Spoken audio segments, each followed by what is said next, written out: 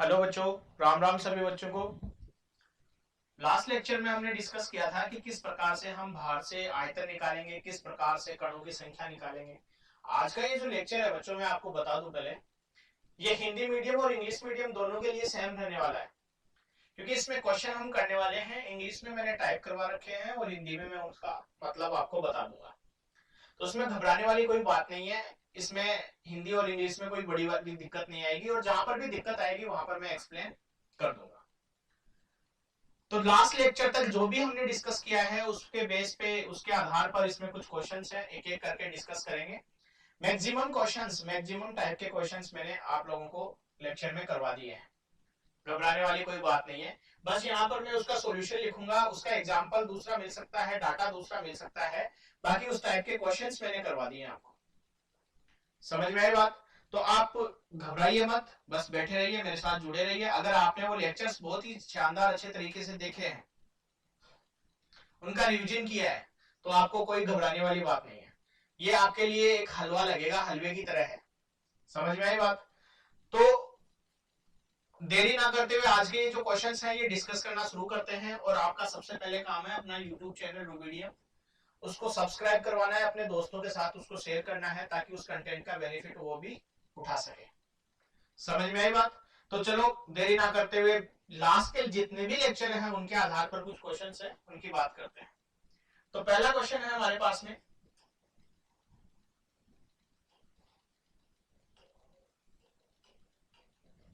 पहला क्वेश्चन है हमारे पास में, number of atoms in 5 mole of glucose.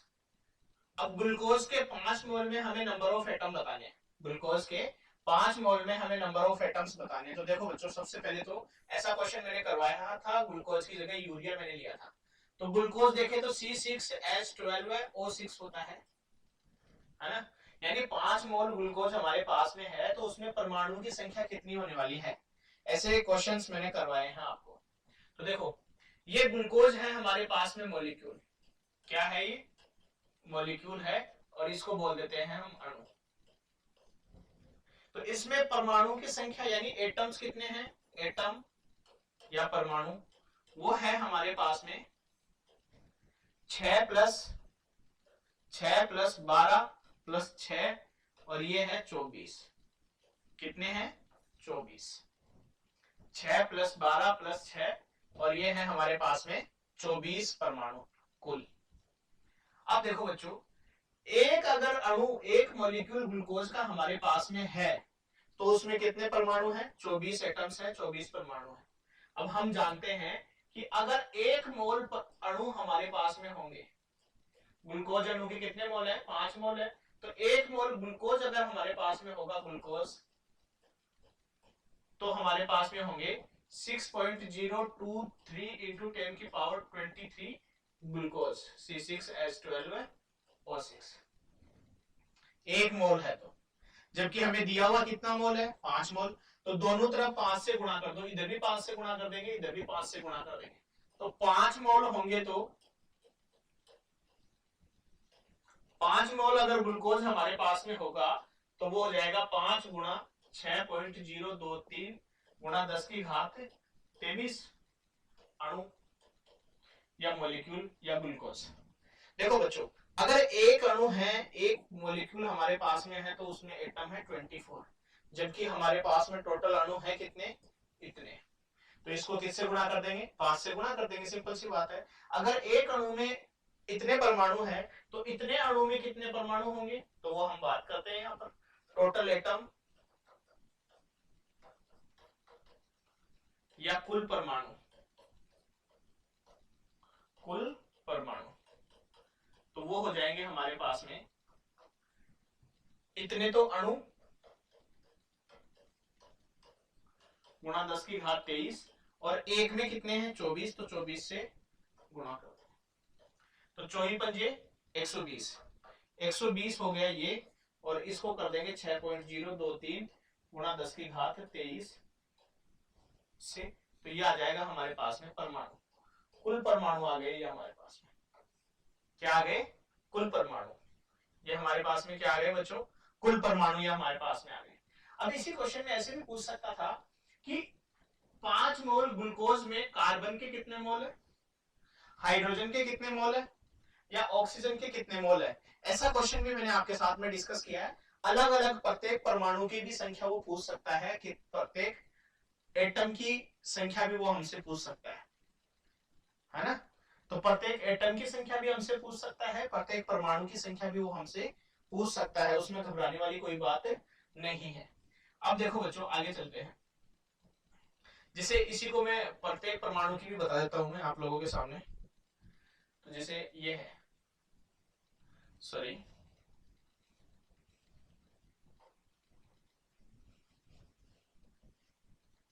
जैसे ये है हमारे पास में C6H12O6 कि कितने मोल है, 5 मोल है। इसके 5 मोल हमें दिए हुए हैं, कोई दिक्कत नहीं है। अब देखो 5 मोल है हमारे पास में, सॉरी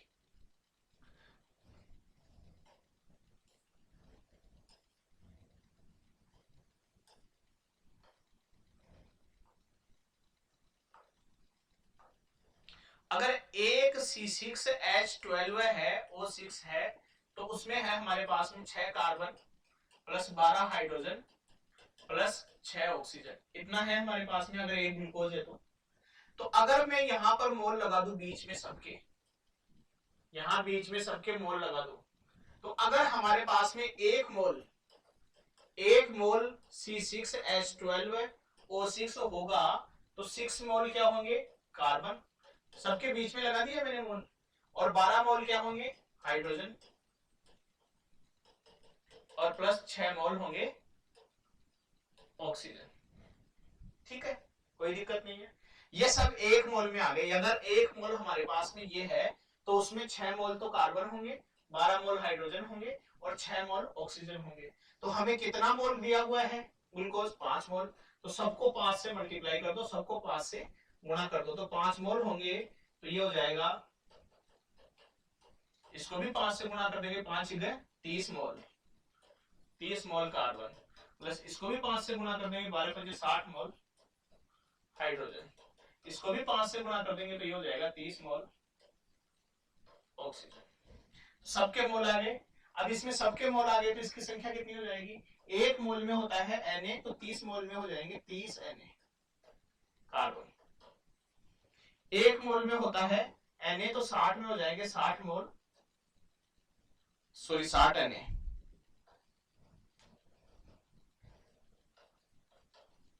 एक मोल में होता है Na, तो ये हो जाएगा 30 Na। तो ये सबकी संख्या आ गई, और Na का मान हमें पता है कितना होता है, 6.023 इंटू 10 की पावर 23। इस प्रकार से हम सबकी कैलकुलेशन कर सकते हैं।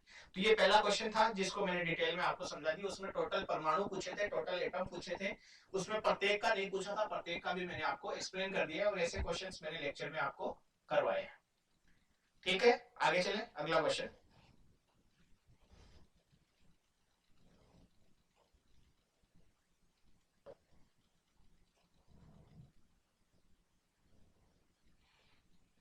अगला question, mass of 5 gram molecule, यहां ध्यान देना 5 ग्राम मोलिक्यूल।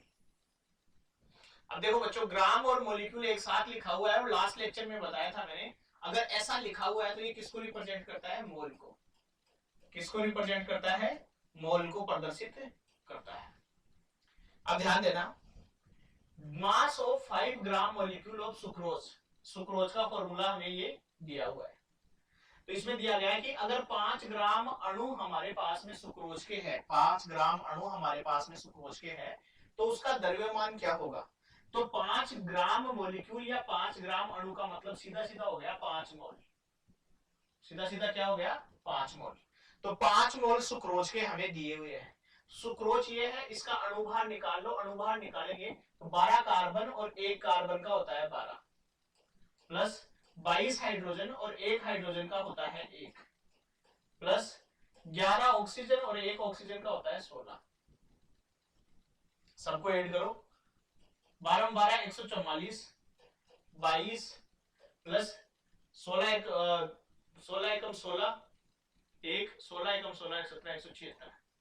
इसको सबको ऐड करेंगे तो कितना हो जाएगा, 6 4 10 2 12 का दूंगा हासिल की 1, 7 और 2 9 9 सॉरी हासिल की 1 8 8 और 2 10 10 और 4 14 का चौका हासिल की 1 और 3 342। तो कितना आ गया, 342 ग्राम, एक मोल का मान लेते हैं ग्राम ना ग्राम। सुक्रोज का अणुभार आ गया अपने पास में 342। तो एक मोल अगर सुक्रोज है हमारे पास में, एक मोल का भार है हमारे पास में 342 ग्राम। तो 5 मोल का कितना होगा, 5 मोल का 5 मोल का कितना हो जाएगा, 5 से गुणा कर देंगे 342 ग्राम। तो हमारे पास में आंसर आ जाएगा 5 दूनी 10, 5 चौके 20 21 2 5 3 15 2 17 इतना ग्राम, 17 10 ग्राम। अब मोल जो इसमें कॉन्सेप्ट छुपा हुआ था बच्चों यही था, इस टर्म का ही खेल था। ग्राम मोलिक्यूल मतलब मोल, ग्राम अणु मतलब मोल, ऐसा मैंने लास्ट लेक्चर के लास्ट स्लाइड पे बताया था आपको। इसका आंसर हो गया ये। समझ में आई बात, ये करवाया मैंने। आगे चले अगला क्वेश्चन।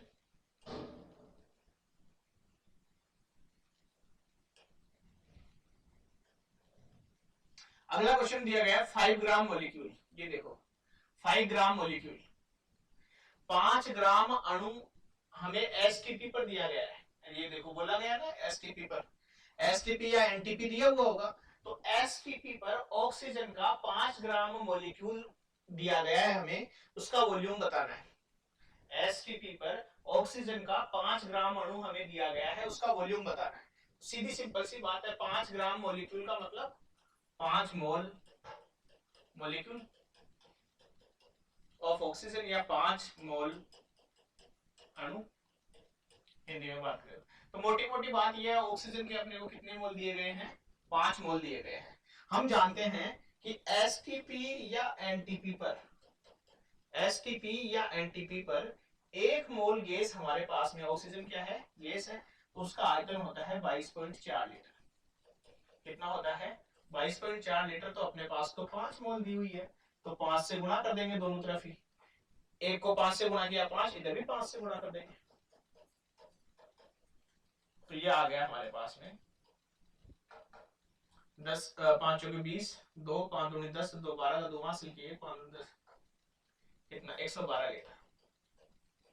कितना लीटर आ गया ऑक्सीजन का आयतन, 112 लीटर ऑक्सीजन का आयतन हमारे पास में आ गया। ये सारे क्वेश्चन मैंने करवाया बच्चों। आप अगला क्वेश्चन डिस्कस करें।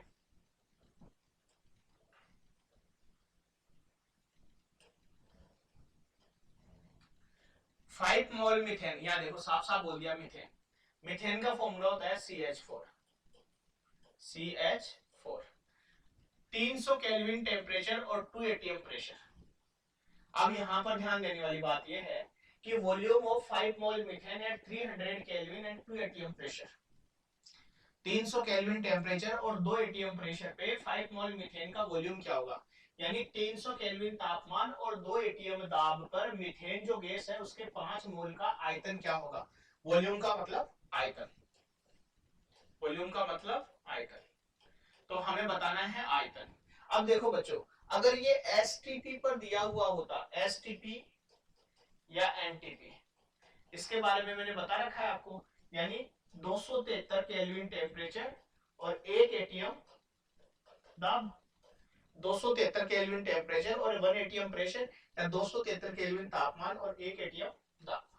लेकिन ये तो नहीं दिया हुआ। मैंने चिल्ला चिल्ला के आपको लेक्चर में कहा था कि अगर एसटीपी एनटीपी दिया हुआ है तो ही 22.4 लीटर यूज करेंगे, अदरवाइज हम यूज नहीं करेंगे। तो ये नहीं दिया हुआ हमें, तो हम 22.4 लीटर यूज नहीं करेंगे। तो अब इसका आयतन निकालेंगे। वैसे बच्चों ये कॉन्सेप्ट मैं आपको गैस में कराने वाला था, फिर भी मैं बता देता हूँ। आदर्श गैस के लिए, आइडियल गैस के लिए या आदर्श गैस के लिए, गैस के लिए हमारे पास में फॉर्मूला होता है एक PV = nRT। ठीक है, जहां पर P होता है दाब, प्रेशर, V होता है वॉल्यूम, आयतन, N होता है मोल, मोलों की संख्या, R होता है नियतांक जिसका मान हम लेंगे 8.314 लीटर। एटीएम है ना, लीटर एटीएम है, हाँ सॉरी एटीएम है, तो एटीएम है तो 0, इसका मान लेंगे अपन यहाँ पर 0.082831 और T है हमने पास में तापमान, ये मान लेंगे। मोल हमें दिए हुए हैं कितने हैं, 5।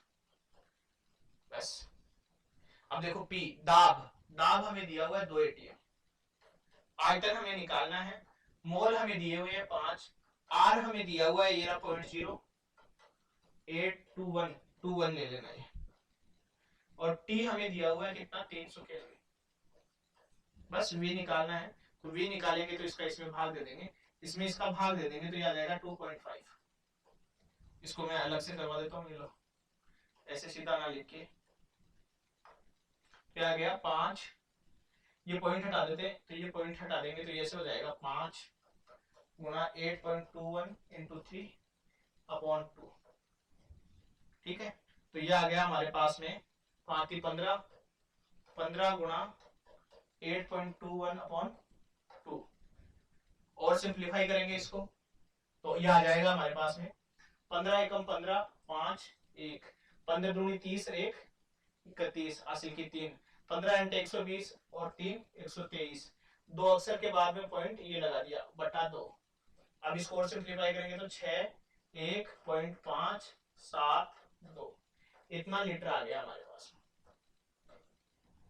कितना लीटर आ गया, 61.572 लीटर। तो इस तापमान और इस दाब पर जो 5 मोल गैस है उसका आयतन इतना होगा। यहाँ पर एसटीपी एनटीपी नहीं दिया हुआ है इसलिए हम 22.4 लीटर यूज नहीं करेंगे। समझ में आई बात? मोटी मोटी बात यही थी, इस क्वेश्चन की मोटी मोटी बात यही थी, और इस क्वेश्चन को हाईलाइट भी कर लेना क्योंकि ऐसा क्वेश्चन मैंने लेक्चर में आपको कराया नहीं है। मैं ये टॉपिक है ना आपका गैस में कराने वाला था, लेकिन कोई बात नहीं, क्वेश्चन आ गया तो हम डिस्कस कर लिया। ठीक है, देखो बच्चों, आप अगर जीरो से मेरे साथ जुड़े हुए हो फर्स्ट लेक्चर से तो आपको कहीं दिक्कत नहीं आने वाली। मतलब बहुत ही बेसिक से हमने डिस्कस किया है और हम बहुत ही एडवांस तक चलने वाले हैं। ऐसा कोई सा भी क्वेश्चन नहीं होगा जो आपसे नहीं बनेगा अगर आप जीरो से मेरे साथ जुड़े हुए हैं। तो आप अपने दोस्तों को भी बताओगे कि केमिस्ट्री मैंने रूबीडियम से पढ़ी है और मेरे केमिस्ट्री बहुत ही शानदार हो गई है। आप केमिस्ट्री में कॉन्फिडेंस आ जाएगा आपको, जो केमिस्ट्री का फोबिया बना हुआ है ना वो आपको, मतलब जो फोबिया बना हुआ है वो निकल जाएगा, जो डर लगता है वो खत्म हो जाएगा। इसलिए मेरा कहने का मतलब यही है बच्चों, आप रूबीडियम से जुड़िए, कंटिन्यू जुड़िए, सारे लेक्चर्स देखिए, स्टार्टिंग से लास्ट तक देखोगे आपको बिल्कुल बेसिक से एडवांस तक का मटेरियल यहाँ मिलने वाला है। तो आप जुड़े रहिए। मैंने कुछ क्वेश्चंस डिस्कस किए और क्वेश्चंस कितने इस पीपीटी में, सारे क्वेश्चन हम डिस्कस करने की कोशिश करेंगे। अगला क्वेश्चन देखो,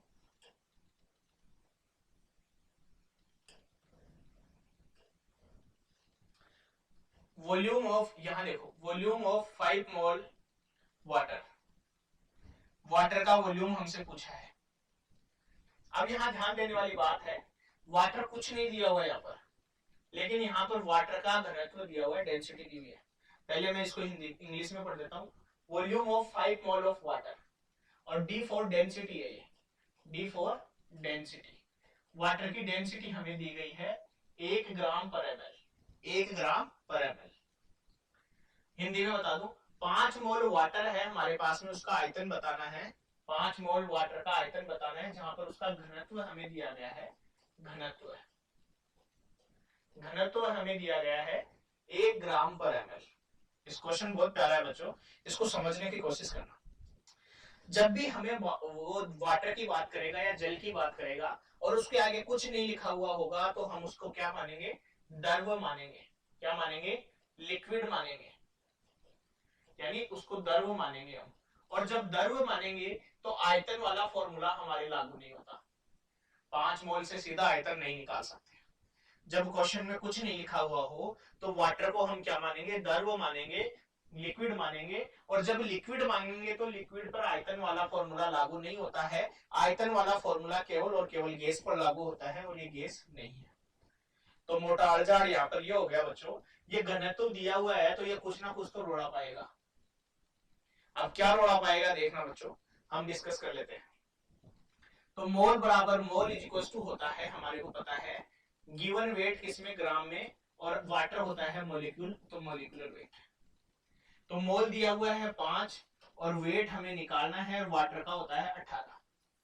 वाटर का कितना होता है, 18। देखो H2O, 2 हाइड्रोजन का 2 प्लस 1 ऑक्सीजन का 16, तो ये हो गया हमारे पास में 18, इसका हो गया 18 ग्राम। तो यहाँ पर W आ गया, इसको इससे गुणा कर देंगे तो W आ गया हमारे पास में 5 गुणा 18, तो 18 पंजे 8 पंजे 40, 9 90 ग्राम। तो हमारे पास में 5 मोल अगर जल है, वाटर है, तो उसका भार है हमारे पास में 90 ग्राम, उसका वेट कितना है 90 ग्राम हमारे पास में। अब ध्यान देना बच्चों, जो डेंसिटी होती है, डेंसिटी या घनत्व, वो होता है हमारे पास में भार यानी वेट अपॉन वॉल्यूम, वॉल्यूम यानी आयतन।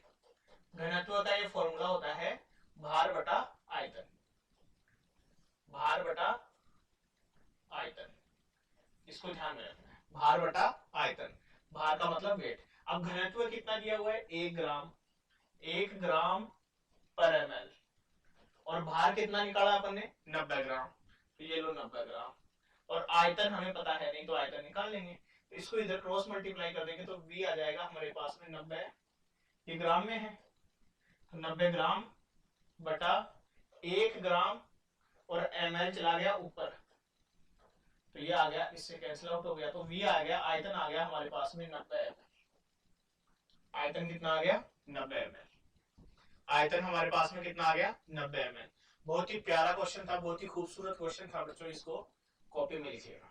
ये घनत्व अपने को याद रखना है, घनत्व बराबर भार बटा आयतन होता है, वेट अपॉन वॉल्यूम होता है। ये मैं नेक्स्ट लेक्चर में करवाने वाली थी, ये टर्म 4-5 टर्म्स हैं, उन टर्म्स को एक्सप्लेन करने वाला था, लेकिन ये क्वेश्चन आ गया तो कोई बात नहीं, यहाँ पर एक्सप्लेन कर दिया। अब नेक्स्ट लेक्चर में भी मैं इसको और डिटेल में एक्सप्लेन आपको कर दूंगा। समझ में आई बात? तो आप इसको नोट डाउन कर लो, आगे चलते हैं।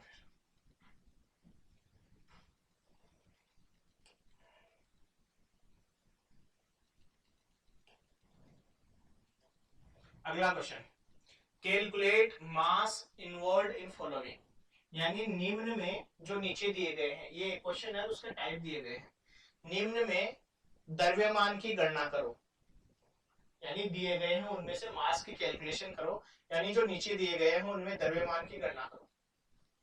तो पहला दिया गया है 5 ग्राम मोलिक्यूल, अब ये देखो बच्चों यहाँ पे फिर खेल रहा है, 5 ग्राम मोलिक्यूल ऑफ ओजोन, ओजोन का मतलब होता है O3, तो यहाँ दिया गया है ओजोन के 5 ग्राम अणु में द्रव्यमान कितना होगा, ओजोन के 5 ग्राम अणु में द्रव्यमान कितना होगा। ग्राम अणु किसको प्रदर्शित करता है, मोल को, तो बेसिकली हमें क्या दिया हुआ है 5 मोल दिया हुआ है, क्या दिया हुआ है 5 मोल दिया हुआ है। हमें पता है ओजोन O3 है, तो एक ऑक्सीजन का होता है 16 और 3 ऑक्सीजन दिया गया है, तो 16 3 48 ग्राम। तो मोल दिए हुए हैं, तो मोल बराबर होता है हमें पता है भार W बटा अणुभार, मोल 5, भार हमें निकालना है, अणुभार हमें 48 दिया गया है, तो भार आ जाएगा, इसको इधर गुणा करके 5 गुणा 48, 8 पंजे 40, 4 पंजे 20, 24, 224 ग्राम, 240 ग्राम। तो इस प्रकार से हम कैलकुलेट कर सकते हैं। समझ में आई बात? मैं उम्मीद कर रहा हूँ बच्चों, और ऐसे क्वेश्चंस मैंने इस पे क्वेश्चन नहीं करवाए ग्राम अणु पे, ग्राम मॉलिक्यूल पे, क्योंकि मैंने बोला था कि नेक्स्ट लेक्चर में हम इस पे डिस्कस कर लेंगे। आगे चलिए, अब आगे देखो,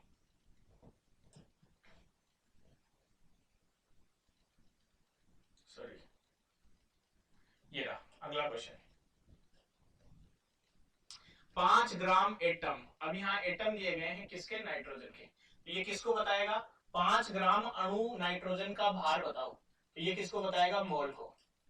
तो अब इसमें कुछ नहीं करना, 5 मोल दिया हुआ है, मोटी मोटी बात ये 5 मोल दिया हुआ है, तो 1 मोल नाइट्रोजन हो हमारे पास में, तो 1 मोल नाइट्रोजन का होता है 14 ग्राम, क्या होता है 14 ग्राम, तो 1 मोल नाइट्रोजन का होता है 14 ग्राम।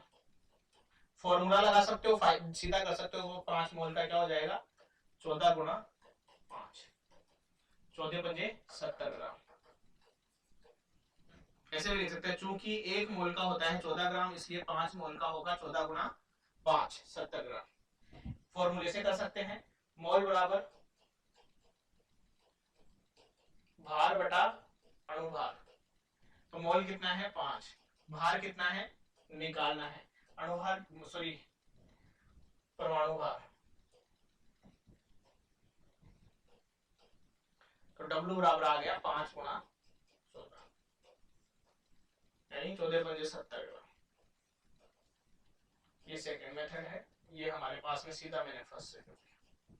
ठीक है, तो कैसे भी हम इसको कैलकुलेट कर सकते हैं, इसमें घबराने वाली कोई बड़ी बात नहीं है। तो मैं उम्मीद कर रहा हूँ बच्चों आपको ये क्वेश्चन समझ में आ रहे होंगे। बस आप है ना लास्ट जितने भी लेक्चर हमने डिस्कस किए उन लेक्चर्स को अच्छे से अटेंड करना, अच्छे से उनको देखना, अच्छे से उनको समझने की कोशिश करना। बिल्कुल बेसिक से मैं पढ़ा रहा हूँ, आपको कोई भी दिक्कत नहीं आएगी, सारे क्वेश्चन अटेम्प्ट हो जाएंगे, सारे क्वेश्चन अटेम्प्ट हो जाएंगे। अगला क्वेश्चन देखो,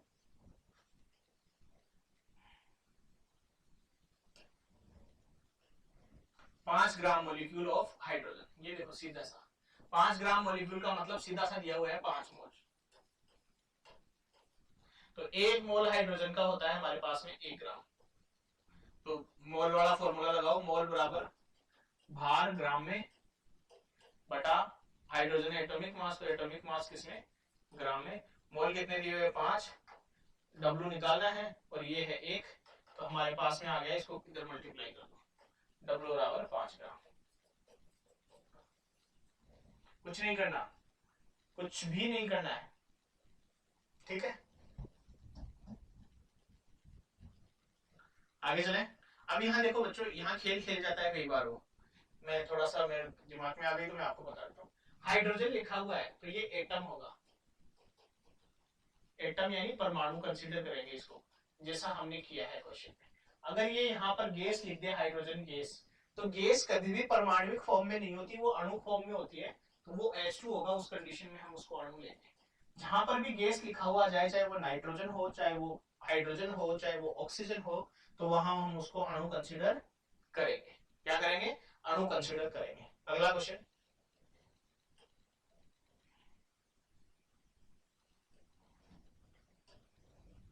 5 मोल ऑक्सीजन। अब ये साफ साफ लिखा हुआ 5 मोल ऑक्सीजन, तो मोल बराबर W ग्राम में, और ऑक्सीजन का भार कितना होता है ये याद करने के लिए बोला था मैंने 16 ग्राम, तो 16 ग्राम। तो ये 5 मोल दिया हुआ है, ये लो, तो W ग्राम में आ गया, वो आ गया हमारे पास में 5 गुना 16,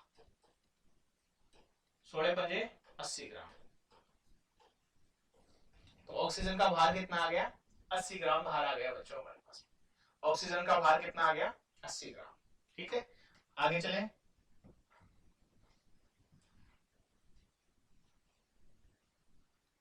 अगला question, 56 decimetre cube methane, methane यानी CH4 STP पे दिया गया है। इसका अपने को भार बताना है, द्रव्यमान बताना है। तो द्रव्यमान बताना है, आयतन दिया हुआ है, डेसीमीटर क्यूब होता है आयतन। ध्यान देना बच्चों, 1 डेसीमीटर बराबर होता है, यहाँ देखो मैं उस दिन तो नहीं समझाया था, मैंने बताया था आपको, 1 डेसीमीटर बराबर 1/10 मीटर। तो ध्यान देना, इसका भी क्यूब कर दो इधर और इसका भी क्यूब कर दो इधर, तो ये हो जाएगा 1 decimetre cube is equal to 1 cube करूंगा तो नीचे 100,000 हो गए, और ये मीटर क्यूब। अब हमें पता है 1 मीटर क्यूब बराबर 1000 लीटर होता है, तो 1 डेसीमीटर क्यूब बराबर 1000 लीटर अपॉन 1000, 1000 से 1000 कट गया। तो यहाँ मोटी मोटी बात ये है, 1 डेसीमीटर क्यूब बराबर होता है 1 लीटर की। ये आप लोगों को याद कर लेना है, 1 डेसीमीटर क्यूब बराबर होता है 1 लीटर की। सीधी सिंपल सी बात ये है, ये डाटा याद कर लेना है आपको। तो यहाँ पर हमें दिया गया है 56 डेसीमीटर क्यूब, यानी ये आयतन हमें बेसिकली कितना दिया गया है, 56 लीटर दिया गया है। और मीथेन जो है ये गैस होती है, तो गैस दी गई है और कंडीशन भी हमें एसटीपी दी गई है। एसटीपी दी गई है तो हमें पता है 1 मोल बराबर होता है 22.4 लीटर, 22.4 लीटर। तो मोल निकालेंगे तो मोल बराबर हो जाएंगे, हमारे पास में दिया गया आयतन 56/22.4, और भार निकालना है तो भार, और मीथेन का देखो मैंने लिख दिया, कार्बन 1 12 और 4 हाइड्रोजन 16। तो इसको सिंप्लीफाई करेंगे तो ये हो जाएगा हमारे पास में लगभग, इसको ये 0 लगा देता हूं मैं, तो 11 है ना, यानी इसको मैं 4 इंटू ये लिख सकता हूँ, ये 0 लगा दिया तो ये तो चला गया यहाँ से, 4 इंटू 56 लिख सकता हूं मैं, तो ये हो गया, इसको लिख सकता हूँ 56 गुणा 10 बटा 4 गुणा 56, और ये W बराबर 16। तो 56 से 56 कट गया, 4 से 4, ये 4 4 16, इधर इसको मल्टीप्लाई कर देंगे तो 4 इंटू 10 बराबर 40 ग्राम। तो कितना ग्राम आ गया भार मीथेन का, इतने आयतन वाली मीथेन का 40 ग्राम। कितना भार आ गया, 40 ग्राम भार आ गया। समझ में आई बात? अगला क्वेश्चन करें। ये जो रिलेशन है ये जरूर याद रख लेना आप लोग। 1 डेसीमीटर क्यूब बराबर 1 लीटर होता है। उस दिन मैंने ये नहीं लिखवाया है, आप इसको नोट डाउन कर लेना। ठीक है, आगे चले।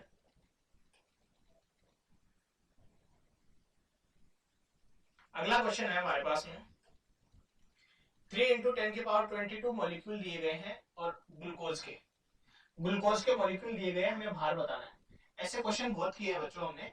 तो मॉलिक्यूल दिए गए हैं, भार बताना है, तो मोल निकालो पहले। तो मोल दिए गए नंबर, और एक मोल में कितना होता है 6 गुणा 10 की घात 23। अब ये देखो यहाँ पर पॉइंट्स में नहीं दिया हुआ, तो हम भी अप्रोक्सीमेट ले लेंगे, और भार बताना है, और ग्लूकोज का 180 ग्राम होता है। ये चिल्ला चिल्ला के बता चुका हूँ मैं। तो इसको कैंसिल आउट करेंगे 2, इसको कैंसिल आउट करेंगे तो यहाँ 10, तो नीचे बच गया 20। तो W निकालेंगे तो ये इधर चला जाएगा गुणा में, तो 180 बटा 20 9, तो W आ गया हमारे पास में 9 ग्राम। W कितना आ गया, 9 ग्राम। W आ गया हमारे पास में 9 ग्राम। बच्चों ये देखो, ये संख्या दी गई है, संख्या में एक मोल का भाग दे दिया है मैंने। समझ में आई? आगे चले, अगला क्वेश्चन डिस्कस करते हैं।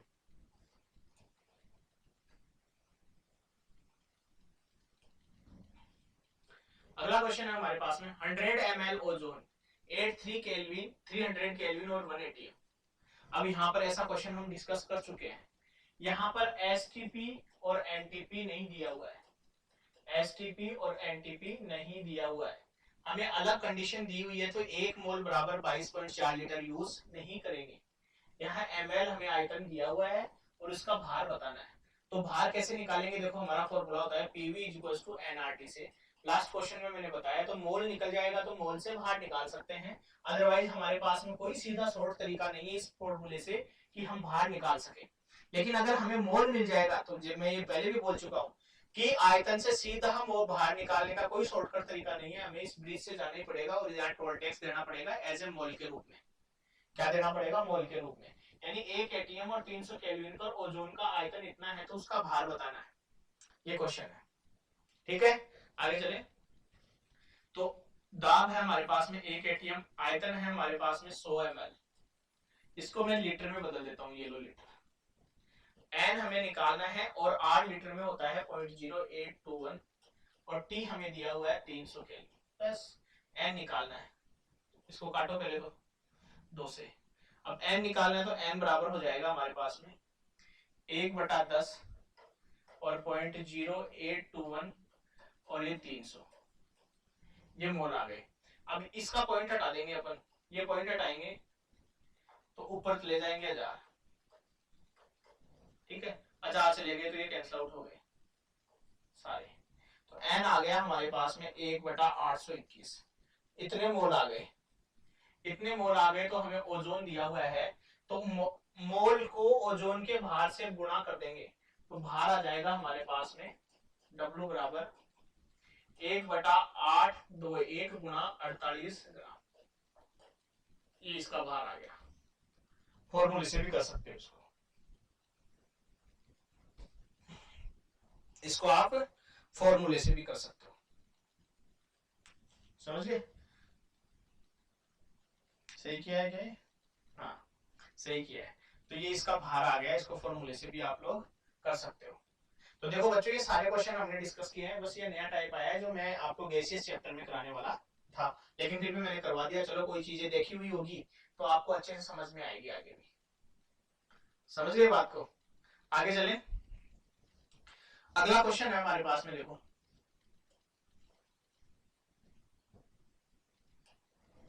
अब फटाफट करेंगे बच्चों अपन। अगला क्वेश्चन है calculate volume involve in following, यानी जो नीचे दिए गए हैं उनमें आयतन की गणना करो। और पहला क्वेश्चन है उसका 5 ग्राम SO2। 5 ग्राम SO2 8 STP, 5 ग्राम SO2 8 STP। STP पर हमें SO2 का कितना दिया गया है, 5 ग्राम दिया गया है, 5 ग्राम दिया गया है, यानी भार दिया गया है हमें 5 ग्राम। तो मोल निकालेंगे, मोल निकालेंगे तो SO2 का अणुभार निकालना पड़ेगा, और अणुभार क्या होगा, सल्फर का होता है 32 और 2 ऑक्सीजन, एक ऑक्सीजन का 16, तो 2 गुना 16, तो ये आ गया हमारे पास में 64। तो मोल हो गए हमारे पास में, मोल बराबर भार बटा 64, और आयतन निकालना है तो V, और STP दिया हुआ है साफ साफ तो 22.4। तो यहां से आ जाएगा हमारे पास में भार, इन दोनों का यूज करते हुए इधर लिख देता हूं। भार दिया हुआ है 5, तो ये यहां रख देंगे, तो 5 बटा 64 बराबर V बटा 22.4 लीटर। तो V आ गया हमारे पास में, इसको इधर ले जाएंगे, तो 5 गुणा 22.4 बटा 64, ये आ गया हमारे पास में 5 रुपए 20, 2 5 दूनी 10, तो 12, 5 दूनी 10 11, ये पॉइंट लगा दिया यहाँ 64।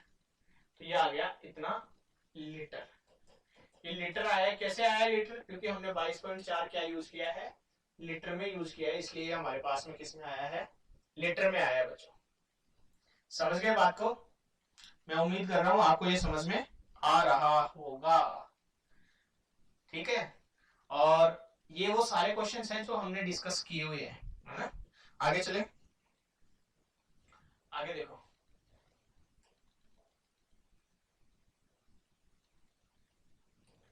फाइव ग्राम इसमें आयतन निकालना है, इतना मॉलिक्यूल दिया गया है, ये मीथेन, ये मैं उम्मीद करता हूँ आप कर लोगे।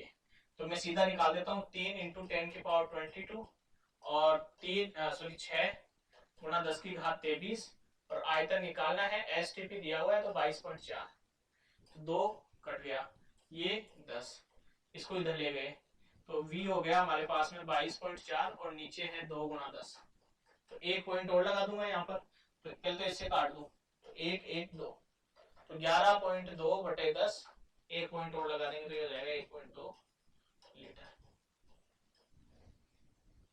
ठीक है। समझ में आ रहा होगा ये चीजें। आगे चले, अगला क्वेश्चन है हमारे पास में, देखो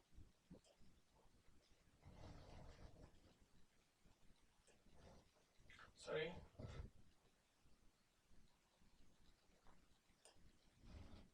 अब यहां देखो, यहां दिया हुआ है 1 मॉलिक्यूल ऑफ ओजोन, इतना एक मॉलिक्यूल ओजोन का दिया हुआ है, इसका आयतन हमें बताना है, और टेम्परेचर कंडीशंस जो है अलग अलग दी हुई है, STP और NTP कंडीशन नहीं दी हुई है, STP और NTP कंडीशन नहीं दी हुई है। समझ गए बात को, STP और NTP कंडीशन हमें नहीं दी हुई है, तो क्या करेंगे इसका, PV = nRT लगाएंगे, तो एक मॉलिक्यूल साफ साफ लिखा हुआ है, तो मोल निकालेंगे पहले तो एक मॉलिक्यूल, और एक मोल में कितने होते हैं, ये मोल आ गए हमारे पास में, तो PV = nRT लगाएंगे, PV = nRT, V हमें निकालना है, तो V निकालेंगे तो nRT/P, और n हमने निकाल लिया, ये तो वैल्यू पुट करो, तो V बराबर आ गया हमारे पास में 1 बटा 6 गुणा 10 की घात 23, और R हो जाएगा अपना 0.0821, और T हमें दिया हुआ है 300 केल्विन, और नीचे P हमें दिया हुआ है 1 ATM। बस सिंपलीफाई कर लो इसको, और कोई दिक्कत नहीं है, ये आ जाएगा हमारे पास में लीटर में। इसकी कैलकुलेशन आपको करनी है, समझ में आई बात, इसकी कैलकुलेशन ये आपको करनी है। आगे चलें, अगला क्वेश्चन,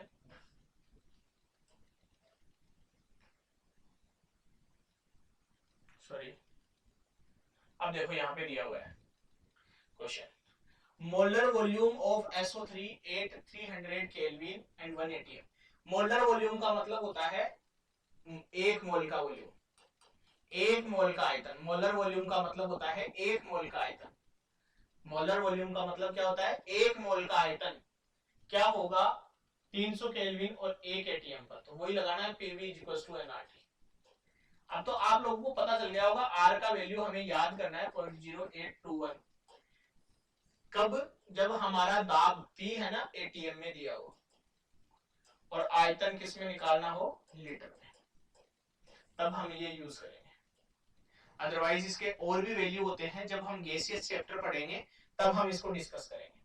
तो हमें यहाँ देखो क्या निकालना है, आयतन निकालना है SO3 का, कब, जब 1 मोल हो तो आयतन 1 एटीएम, तो 1 एटीएम गुणा आयतन हमें निकालना है। मोल दिया हुआ है 1 मोल और R हमें दिया हुआ है 0.0821 और T हमें दिया हुआ है 300 केल्विन। तो V निकालना है, इसको गुणा करके रख देंगे। तो 3 गुणा 8.21 गुणा करो इसको 3 6 8 24, तो ये आ गया 24.63 लीटर।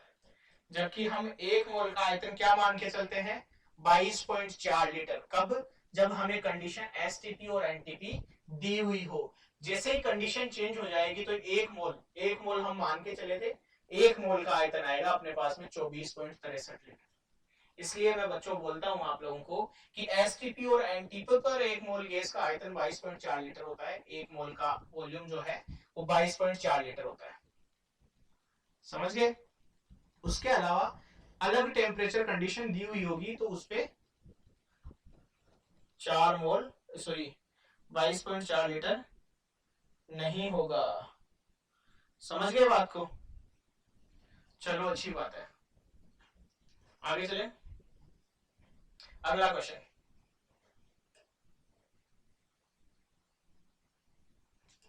अब ये मॉलिक्यूल लिक्विड वाटर, देखो साफ साफ लिखा हुआ है यहाँ लिक्विड वाटर। लिक्विड वाटर का ये हमें क्या दिया हुआ है, मॉलिक्यूल दिया हुआ है। तो हम आयतन सीधा नहीं निकाल सकते, हमें क्या करना पड़ेगा, इसके मोल निकालने पड़ेंगे, भार निकालने पड़ेंगे और फिर क्या करना पड़ेगा, आयतन निकालना पड़ेगा, है ना। और यहाँ पर एक डाटा मिस है, वो मैं लिख देता हूँ, डी बराबर 1 ग्राम पर ml। ये हम बात कर चुके हैं कि जो जल है हमारा, लिक्विड द्रव जल है, उसका घनत्व होता है इतना। तो यह अणुओं की संख्या से हमारे पास में भार आएगा। क्या आएगा, भार, क्योंकि द्रव वाटर हमें दिया हुआ है।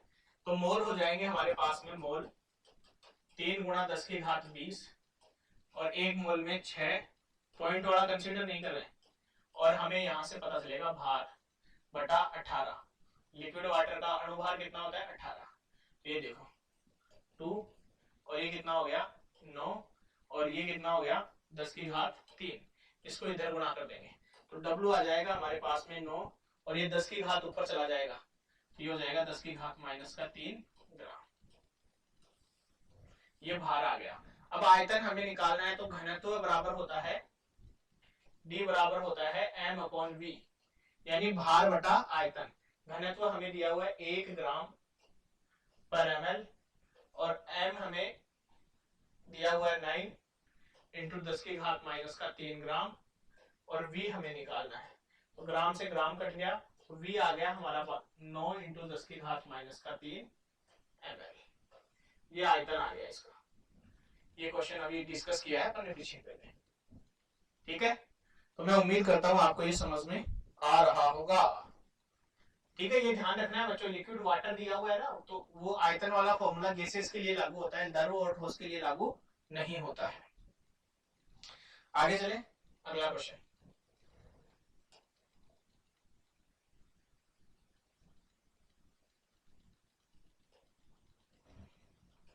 अब देखो, हाउ मेनी एटम्स, अब एटम्स निकालने इन फॉलोइंग कंडीशंस। तो 5 ग्राम मॉलिक्यूल, 5 ग्राम मॉलिक्यूल, ये किसको बताता है, मोल को बताता है। तो बेसिकली हमें क्या दिया हुआ है, 5 मोल दिए हुए हैं। क्या दिए हुए हैं, 5 मोल दिए हुए हैं, किसके, सुक्रोज के। सुक्रोज का फॉर्मूला भी हमने लास्ट स्लाइड में देखा था, आप इसको देख लेना और एटम बताने हैं, टोटल एटम कंसीडर करते हुए 5 मोल सुक्रोज में कुल परमाणु बताने हैं, टोटल एटम बताने हैं। ये मैं आपके लिए छोड़ता हूँ, आप इसको अटेम्प्ट कर लेना, ठीक है। सुक्रोज का फॉर्मूला आपने पहले देख रखा है, फिर भी मैं बता देता हूँ। C12H22O11, C12H22O11। तो अगर एक सुक्रोज की बात करूं तो इसमें परमाणु है या एटम है इतने, 12 और 22 34, 34 45, 45 है, 45 एटम है। तो एक मोल में होते हैं 6 पॉइंट इतने सुक्रोज, तो एक में, एक अणु में है इतने 45 परमाणु। 5 मोल में क्या होंगे ये डिस्कस कर चुके हैं। आगे चले, अगला देखो, 1 kg calcium bicarbonate, 1 kg calcium bicarbonate. इसके आगे कल डिस्कस करेंगे बच्चों, इसके आगे कल डिस्कस करेंगे, आज इतना ही करेंगे। और भी कुछ क्वेश्चंस है, पूरा नहीं हो पाएगा, तो मैं उम्मीद करता हूँ ये आपको क्वेश्चन समझ में आए होंगे। इसके आगे कल डिस्कस करेंगे। और आपको अपना काम करते रहना है, अपने दोस्तों के साथ इसको शेयर करना है, अपने दोस्तों को बताना है कि एक रूबिडियम नाम का चैनल है जो आपको केमिस्ट्री फ्री में और बहुत ही अच्छी पढ़ा रहा है, बहुत ही बेसिक से एडवांस तक पढ़ा रहा है, बहुत ही जीरो से हीरो बनाने वाला कंटेंट दे रहा है, बहुत ही शानदार वो हमें पढ़ा रहे हैं, बहुत ही खूबसूरत हमें पढ़ा रहे हैं। ऐसा आपको अपने दोस्तों को बोलना है ताकि वो भी रूबिडियम को विजिट करें और उनका भी फायदा हो। समझ में आई बात? तो आप लोगों को इतना सा काम करना है, अपने दोस्तों को बताना है बस। और बहुत ही शानदार आप पढ़ रहे हो, बहुत ही अच्छा खूबसूरत आप पढ़ रहे हो। बहुत सारे क्वेश्चंस हैं, ये क्वेश्चंस कंप्लीट नहीं होंगे तो हम इसको नेक्स्ट लेक्चर से या नेक्स्ट लेक्चर में हम डिस्कस करेंगे। और भी बहुत सारे क्वेश्चन है बच्चों, ठीक है? तो आज का लेक्चर हम यही स्टॉप करते हैं। धन्यवाद, राम राम।